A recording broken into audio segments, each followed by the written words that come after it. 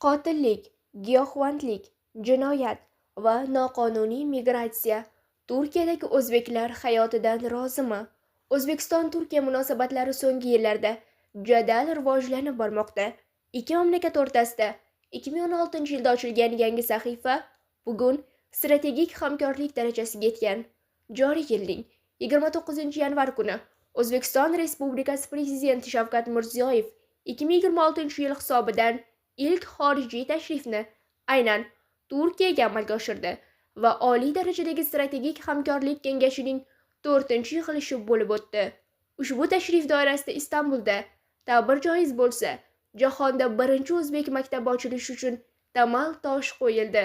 Bu ham bo'lsa, Turkiyada o'zbekistonliklarning ko'payib borayotgani va ularga yetarli darajada shart-sharoit yaratish, eng avvalo o'z tilida ta'lim olish imkoniyatini va huquqini berdi. Bugun o'zbekistonlik mehnat muhojirlarini dunyoning ko'plab davlatlarida uchratish mumkin. Jumladan, Turkiya yillar davomida minglab o'zbekistonlar uchun ish, ta'lim va tirikchilik manziliga aylangan. Istanbul shahri esa bu jarayonning markazida turibdi. Turkiyada o'zbekistonliklar eng ko'p istiqomat qiladigan hududlardan biri Oqsaroy va Laleli mavzesida bo'lib, bu yerda yashayotgan vatandoshlar bilan suhbatlashdi. Ular o'zlarini qiynayotgan masalalar, hujjat muammolari, mehnat sharoiti, xavfsizlik va jamiyatdagi munosabatlar haqida ochiq gapirdi. So'rovnomada ishtirokchilarning deyarli barchasi bir fikrda yakdil. Hujjat bo'lmasa, hamma narsa qiyinlashadi. Ish topish, erkin harakatlanish, ijaraga uy olish, hatto oddiy kundalik hayot ham murakkablashadi.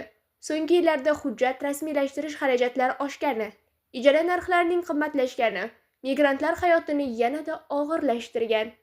Shu bois ayrimlar Turkiyada uzoq qololmay O'zbekistonga qaytishga majbur bo'layotgani, boshqalar esa yana qaytib kelayotganidan yozg'iradi.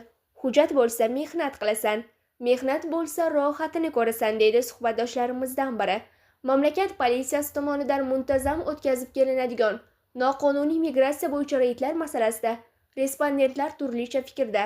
Ayrimlar reydga tushganini, biroq hujjatlari joyida bo'lgani sabab muammosiz qo'yib yuborilganini aytsa, boshqalar uzoqdan politsiyaning sharpasi ko'rinsa, yashirinishga harakat qilishini ochiq gapirdi. Umumiy xulosa shuki, qonuniy yurgan, hujjati bor inson uchun Turkiyada jiddiy xavf yo'q. Aksincha, hujjatsiz yoki noqonuniy faoliyat bilan shug'ullanganlar o'zlari va boshqalar uchun muammo tug'dirmoqda.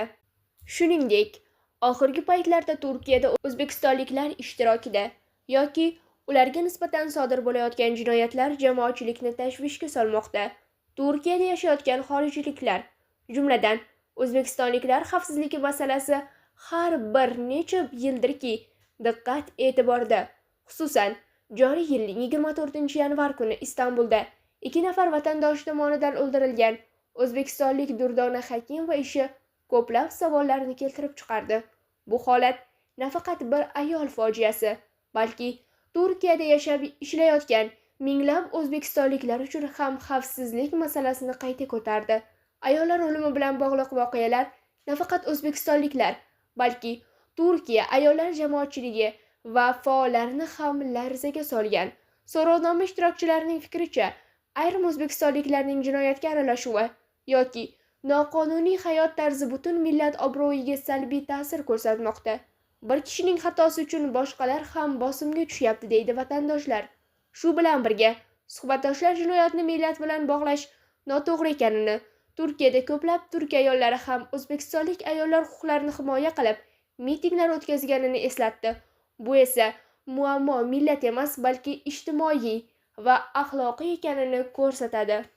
So'rovnoma davomida eng achchiq tan olingan masalalardan biri o'zbekistonliklarning bir-biriga munosabati bo'ldi. Ayrimlar bir-birini sotish, hasad, rashk va ishonchsizlikdan shikoyat qildi. Ish joylarida o'zaro qo'llab-quvvatlash o'rniga, aksincha, muammo tug'dirayotgan holatlar borligi aytildi. Shu bilan birga, hamma joyda ham vaziyat bir xil emasligi, o'zaro yordam va qo'llab-quvvatlash mavjud jamoalar ham borligi qayd etildi. Respondentlarning katta qismi Turkiya hukumati va jamiyatining o'zbekistonliklarga nisbatan munosabatini ijobiy deb baholadi. qonuniy yashasang hech kim seni ajratmaydi, deydi uzoq yillardan beri Turkiyada istiqomat qilayotgan yurtdoshimiz. Turklar o'zbekistonliklarni tarixiy va madaniy jihatdan yaqin deb bilishi, ko'plab hollarda iliq munosabat ko'rsatishi ham alohida ta'kidlandi.